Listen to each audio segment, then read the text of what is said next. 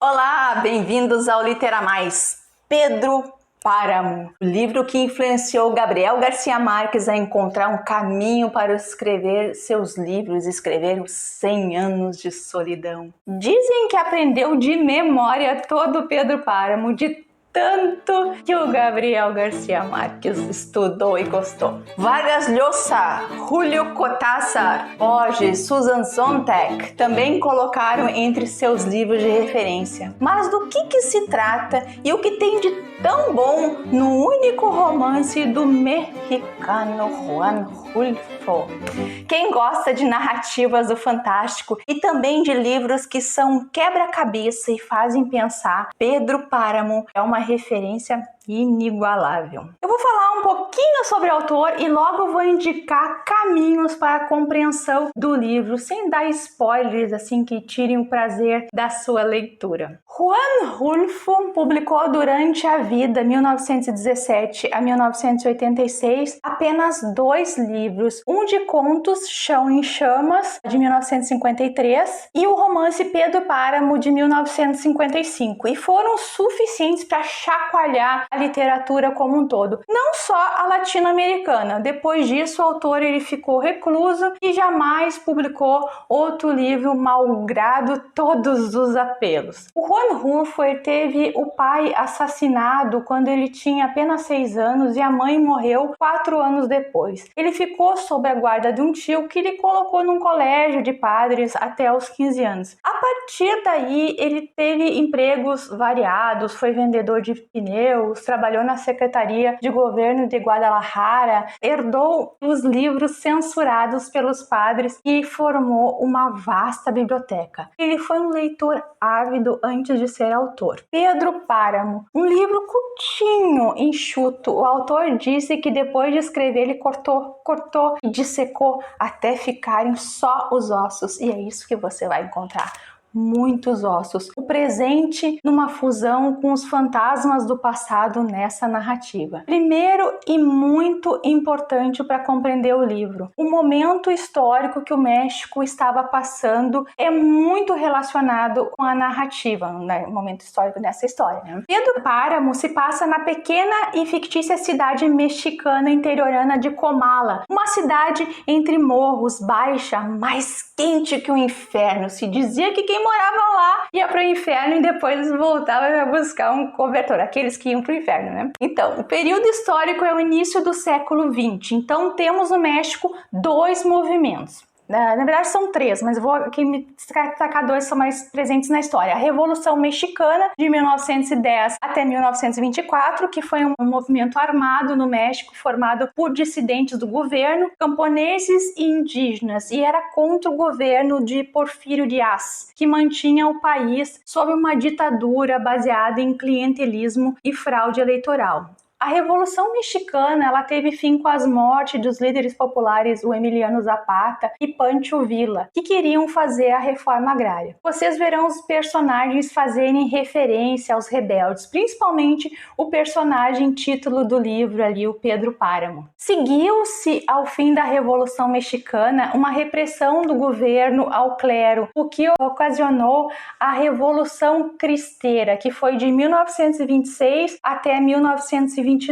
Aquela que se tem a figura famosa do bispo de Guadalajara. O clero ele entrou em conflito armado contra o Estado e teve como guerrilheiros a população pobre e indígena que ainda continuava desamparada malgrado a Revolução Mexicana. No final das contas, o governo sufoca a rebelião clerical ali, que chegou a recrutar mais de 100 mil rebeldes. Muitos anos depois, a Igreja Católica ainda canoniza os mártires delas. Vocês vão ver no livro a posição que o padre de Comala, o padre Renteria, irá tomar no livro. Pedro Páramo nos apresenta 2 histórias principais e uma série de outras secundárias, porém não menos interessantes. É isso que abre possibilidades para se dissertar muito sobre o livro, e pode-se dizer seguramente que já se escreveram milhares de páginas sobre essa obra. 2 histórias. Uma delas é a de Juan Preciado, filho de Dolores Preciado, que vai a Comala a pedido da mãe, a mãe pediu ali no leito de morte para buscar um pai que não conheceu. E a outra é desse pai, o Pedro Páramo, pai não só de Juan Preciado, como de uma série de outros filhos não reconhecidos. Temos duas linhas temporais distintas e aqui o leitor tem que ficar muito atento, porque tem uma linha no presente e outra no passado, e as duas vão se misturando muitas vezes. O personagem Pedro Páramo é uma espécie de coronel da região, caciquismo em espanhol, né? Estamos lidando com uma população predominantemente de origem indígena. La ley de ahora en adelante la vamos a hacer nosotros. Um homem nascido na riqueza, mas cuja morte do pai lhe faz herdeiro de muitas dívidas, inclusive com a família da mãe de Juan Preciado. O Pedro Páramo, ele busca o casamento com ela mais para saldar as dívidas, que eram a maior parte com a família de Dolores Preciado, dessa mãe, né, do que necessariamente de compromisso amoroso. No íntimo, Pedro Páramo, ele ama a Susana, que é uma amiga de infância que foi embora de Comala, assim, no começo da adolescência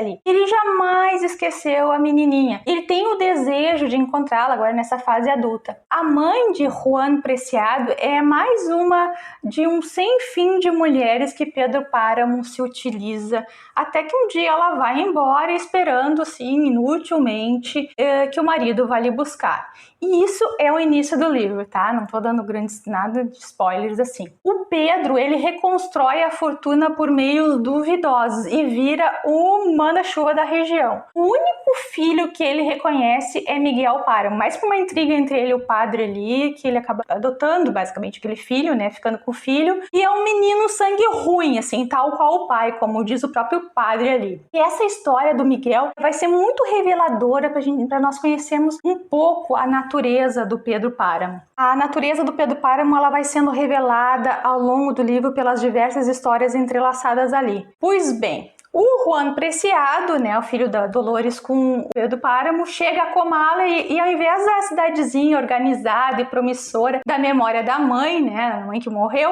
encontra uma cidade fantasma. Porém, ele descobrirá que seus fantasmas estão mais acordados do que o próprio vivo, minha gente. Sussurram o tempo todo com as vozes desconcertantes e ecoadas. Um sussurro contínuo e mortífero.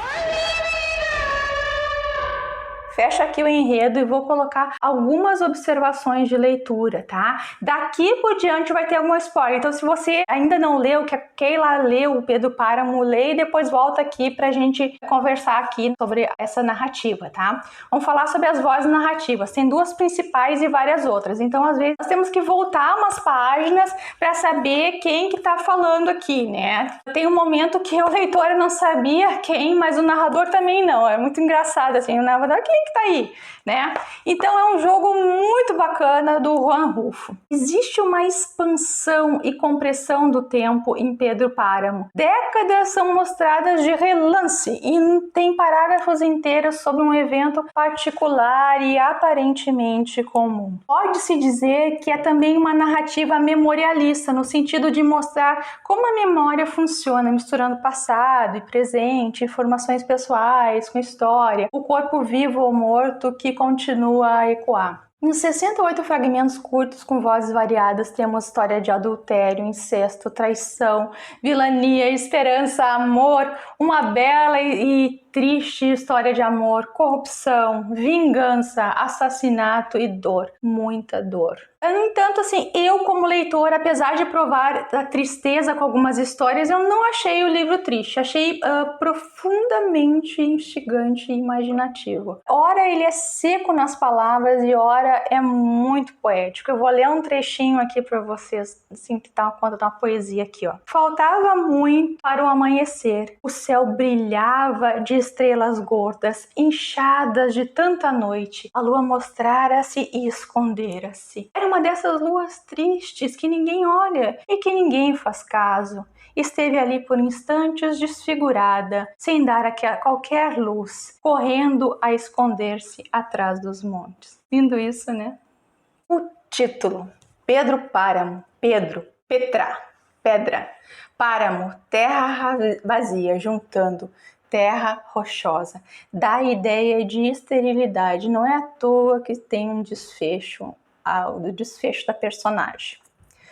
O poder emanado do Pedro Páramo reflete a estrutura semifeudal que existia no México, onde o Juan Rulfo cresceu, mas uma crítica de abuso no poder geral e uma decadência moral da sociedade mexicana. O Pedro Páramo manipula os sentimentos de Dolores Preciado para ganhos pessoais, ergue a sua fortuna sobre a dela e nunca dá um centavo ali para o filho Juan Preciado. O Pedro, ele aterroriza a sua casa mais do que ele protege, e isso se estende para todas as famílias da região. Dolores é a primeira prejudicada por Pedro de uma sequência. Pedro Páramo não somente ele engana moradores honestos, alguns, os moradores honestos de Comala, como corrompe muitos deles, e eles carregam o peso da aflição e culpa pelo resto dos tempos. Um deles é o padre Renteria, que vive a divisão entre a moralidade, sua dívida para com os pobres e a necessidade do dinheiro do manda-chuva da região. Isso o leva a tomar decisões que lhe incute culpa eterna e da qual o mesmo seu confessor vai negar a absolvição. Como resultado das ações, o padre também não absolve mais as almas de Comala e elas são condenadas a vagar pelo resto dos tempos. As ações do padre,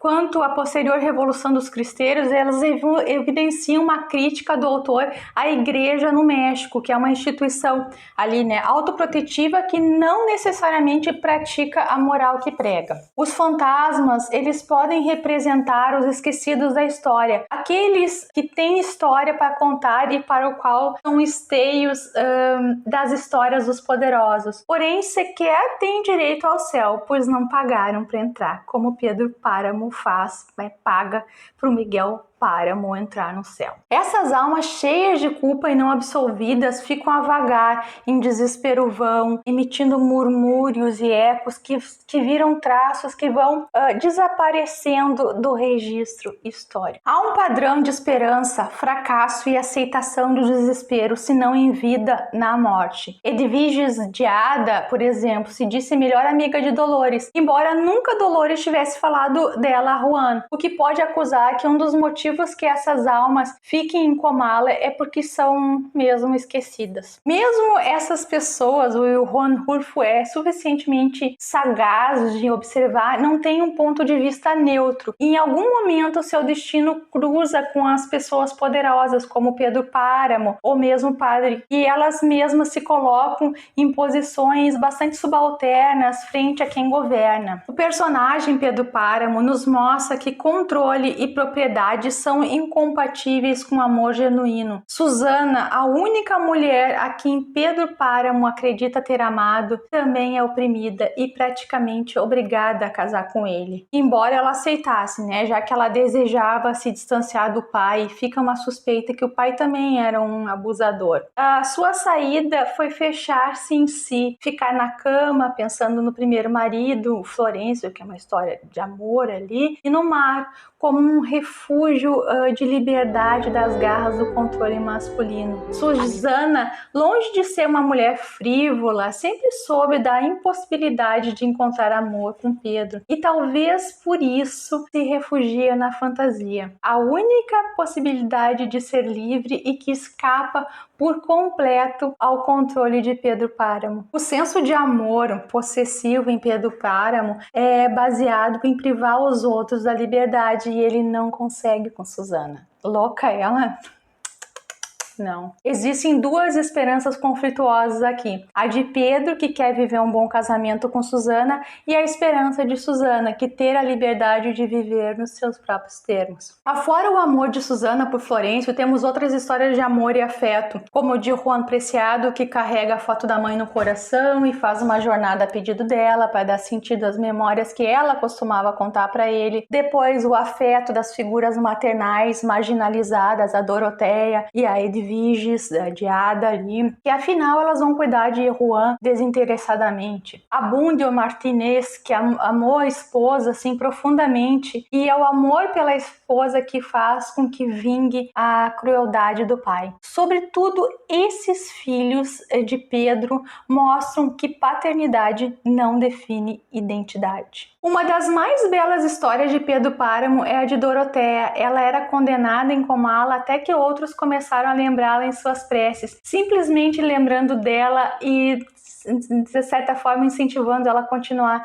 Isso simboliza o poder redentor do contador de histórias, como meio de dar voz àqueles que foram esquecidos pela história com H maiúsculo, e arrasam suas vozes em desilusão permanente e tortuante. Juan Preciado chega à sua cidade natal não só para que sua história familiar seja remontada. No fim das contas, descobre que sua história é a história de um povo, a história de quem fez a história se mover.